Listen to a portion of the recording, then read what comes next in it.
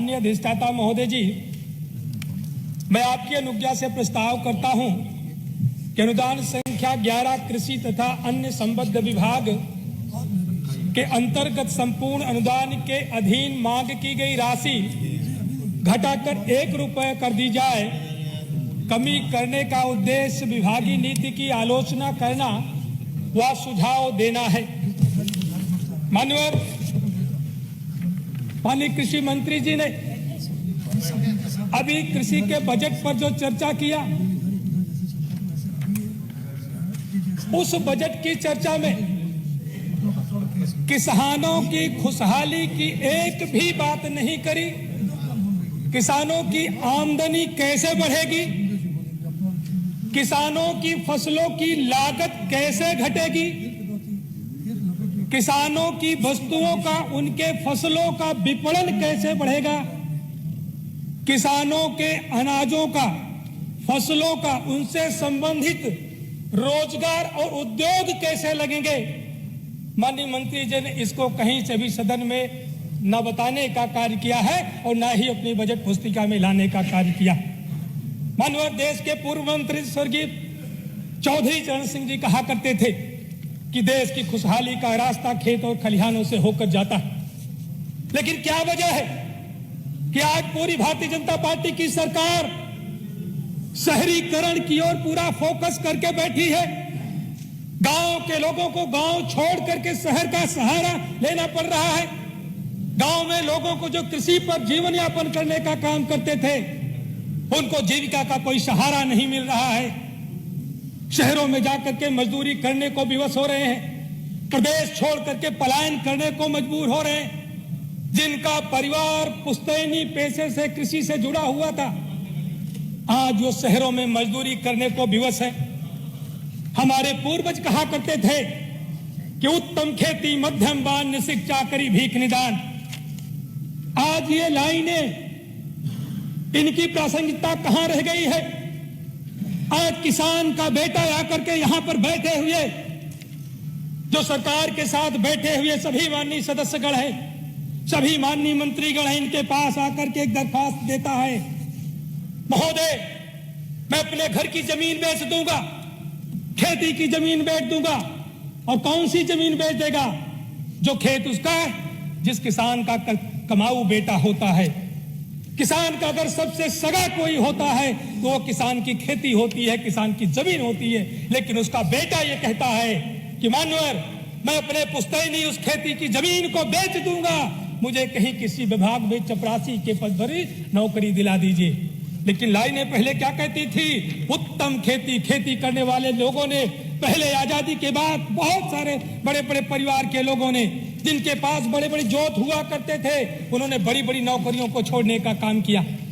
IAS और PCS की नौकरी, आईपीएस की नौकरी तक को छोड़ने का काम किया कि हमारा ये पुश्तैनी सम्मानजनक पैसा है, हम इसके साथ सम्मान के साथ जीवन यापन करते हैं। लेकिन आज की स्थिति यह है कि आज उन्हीं के परिवार के लोग, जो बड़े बड़े जोत के लोग हैं, उनके बेटे आकर के कह रहे हैं कि हमें आउटसोर्सिंग पर भी नौकरी दिला दीजिए, हमें संविदा पर नौकरी दिला दीजिए। क्योंकि उनसे सरकारी नौकरी की कोई आस नहीं रह गई, उम्मीद नहीं रह गई। सरकारी संसाधन खत्म होते जा रहे हैं। निजीकरण से सारे सरकारी संसाधन बड़े बड़े उद्योगपतियों के पास चले जा रहे हैं, तो नौकरी कहां से मिलेगी? मानवर, ये आंकड़ों की बाजीगरी करने से किसानों की आर्थिक स्थिति में कोई सुधार नहीं आने वाला है। आपने कहा कि जीडीपी में 24% की भागीदारी है, हम मानते हैं इस बात को। लेकिन वजह क्या है कि उससे किसान को खुशहाली क्यों नहीं मिलती, किसान की आमदनी क्यों नहीं बढ़ती? पूरी दुनिया ने जाना कि जब कोरोना का काल आया था तो पूरी दुनिया की अर्थव्यवस्था टूट गई थी। लेकिन भारत की अर्थव्यवस्था सम्मानजनक स्थिति में अगर खड़ी रही है तो उसके पीछे देश के किसानों का योगदान रहा है। लेकिन किसान बदहाल क्यों? किसान का बेटा अच्छे अस्पताल में इलाज क्यों नहीं करा पाता? किसान का बेटा अच्छे स्कूल में पढ़ाई क्यों नहीं कर पाता? किसान का बच्चा अच्छे संसाधन क्यों नहीं पाता? किसान का बेटा अच्छे मकान में क्यों नहीं रह पाता? किसान के बेटे के पास कार और मोटरसाइकिल क्यों नहीं हो पा रही? माननीय यह गंभीर चिंता का विषय है। आंकड़ों की बाजीगरी से कभी किसानों की हालत में सुधार होने वाला नहीं है। माननीय आपने ये बात कही कि उत्पादकता बढ़ी है, निश्चित रूप से उत्पादकता बढ़ी, मैं उसको नहीं नकारता हूं, केवल सरकार की आलोचना करने के लिए यहां नहीं खड़े हुए हैं। उत्पादकता इसलिए बढ़ी है कि माननीय पहले पारंपरिक खेती हुआ करती थी, प्रकृति पर आधारित खेती हुआ करती थी, जमीनें उपजाऊ नहीं थी, बाढ़ और सूखे का प्रकोप हुआ करता था, सिंचाई के संसाधन नहीं हुआ करते थे, जो वैज्ञानिक संसाधन है इनका अभाव था, वैज्ञानिक तरक्की नहीं हुआ करती थी। माननीय इसलिए पारंपरिक खेती करने वाला व्यक्ति उस समय बड़ी जोत में भी कम उत्पादन पैदा करता था और आज कम जोत में भी उससे ज्यादा कहीं उत्पादन पैदा करने का काम कर रहा। लेकिन उसके पीछे का भी कारण तो देखना चाहिए कि उस समय जब केवल वर्षा पर आधारित कृषि होती थी तब उसको कितनी लागत लगानी पड़ती थी, और आज के दौर में उसको खेत की तैयारी से लेकर के खेत में बीज डालने से लेकर के फसल की सिंचाई करने से लेकर के मजदूरी तक, कटाई तक, उसके भंडारण तक आज उसको कितनी तरह की लागतों को लगाना पड़ता है। सरकार कभी उस पर चिंतन करने का काम नहीं करती, केवल इस बात का ढिढोरा पीटने का काम करती है कि हमने उत्पादन बढ़ाने का काम किया है। उत्पादन तो बढ़ा है लेकिन किसानों की आमदनी नहीं बढ़ी है। आप ही की सरकार ने, भारतीय जनता पार्टी की सरकार ने यह कहा था कि हम 2022 तक किसानों की आमदनी को 2 गुना करने का काम करेंगे, लेकिन किसानों की फसलों की लागत को आप नहीं कम कर पाए। किसानों की फसलों की लागत बढ़ती गई, आप खादों पर नियंत्रण नहीं कर पाए, डीएपी की खाद से चोरी, यूरिया की खाद से चोरी होती गई। आज किसान खाद के लिए लाइन में लगता है, उसको लाठियां खानी पड़ती है, ब्लैक में खाद खरीदना पड़ता है। माननीय इसलिए मैं आपके माध्यम से मैं कहना चाहता हूं कि जब उत्पादकता तो बढ़ी है लेकिन धरातल पर जब काम होगा तो किसानों की आमदनी बढ़ेगी और किसानों के परिवार में खुशहाली आ सकेगी। माननीय जब सीएससीपी जो commission for agriculture price cost and price जब कमीशन उसका जो बना है भारत सरकार का, बहुत बार जब हम लोग विधानसभा के भीतर जब सवाल करते हैं तो आप ही का जवाब होता है कि एमएसपी का निर्धारण भारत सरकार के सीएससीपी के द्वारा की जाती है।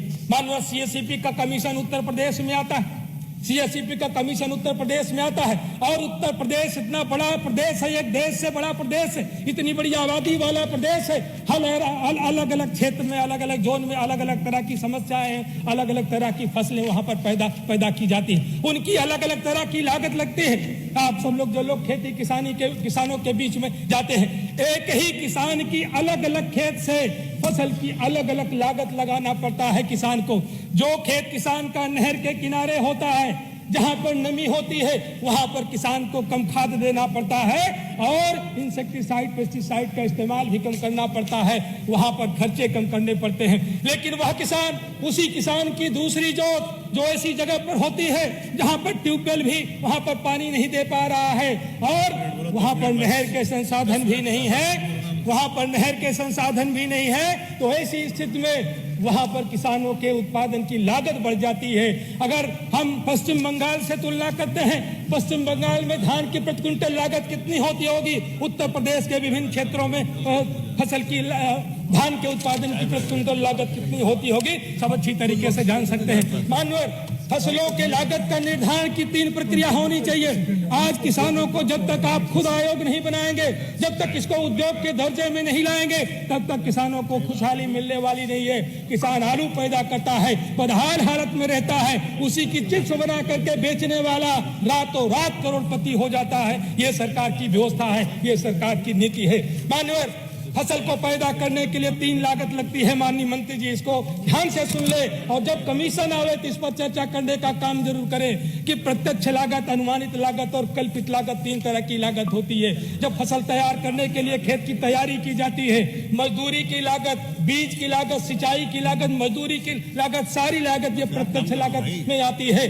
और वहीं पर दूसरी तरफ जो अनुमानित लागत है उसके 4 महीने से लेकर के 6 महीने तक किसान रखवाली करने का काम करता है, देखरेख करने का काम करता है। कम से कम एक व्यक्ति किसान परिवार का बूढ़ा बुजुर्ग जो खेत की रखवाली करता है, फसल की देखरेख करता है, कम से कम उसको मनरेगा की दिहाड़ी के बराबर भी अगर उसकी फसल की लागत में जोड़ेंगे तो फसल की लागत कहां पहुंच जाएगी। और जो कल्पित लागत है खेत आसमान में नहीं होता, फसल आसमान में नहीं बोई जाती है। अगर आप किसी को उद्योग लगाने के लिए ऋण देते हो बैंक से, तो उस पर इंटरेस्ट जोड़ने का काम करते